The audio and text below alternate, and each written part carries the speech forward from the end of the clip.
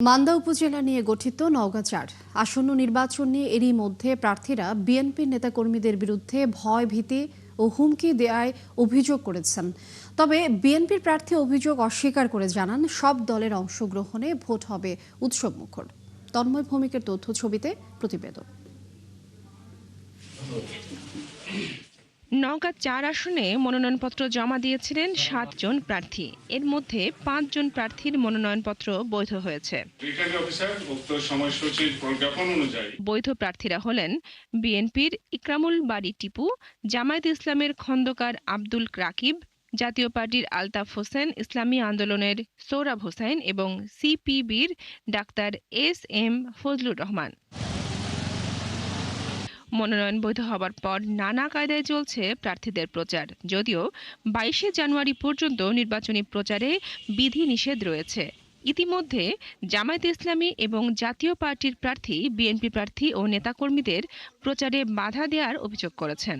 জনগণ আমাদের প্রতি আস্থা রাখে, আমরা বিশ্বাস করি ফ্রি ফেয়ার যদি লেভেল প্লেইং ফিল্ড একটা নির্বাচন হয় আমরা শতভাগ বিজয়ী হব এবং অনেক অধিক ভোটের ব্যবধানে আমরা মান্দা আসনে বিজয় পাব। এখানে প্রার্থীদের নিরাপত্তা নাই, ভোটারদের নিরাপত্তা নাই, আবার হুমকি ধামকি অব্যাহত আছে, সে ব্যাপারে যে কোনো পদক্ষেপ আছে তাও নাই।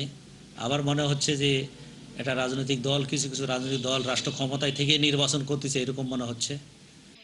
বিএনপির প্রার্থী অভিযোগ অস্বীকার করে জানান সব প্রার্থীকেই প্রতিদ্বন্দ্বী হিসেবে দেখা হচ্ছে।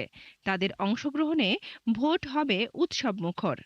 দল হিসাবে তারা যদি ভালো কাজ করতে পারে, ছোট দল হলেও তারা যদি নির্বাচনে তাদের দলীয় পারফরমেন্স ভালো দেখাতে পারে বরং ভোটটাই উৎসবমুখর হতে পারে।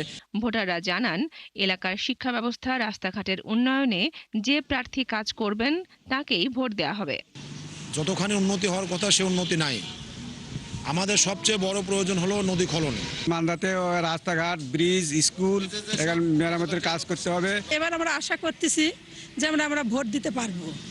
এই সুন্দর একটা পরিবেশ আমরা চাই। নওগাঁর সবচেয়ে বড় উপজেলা মান্দায় মোট ভোটার ৩,33,860 জন। বনশ্রী হালদার, ৭১।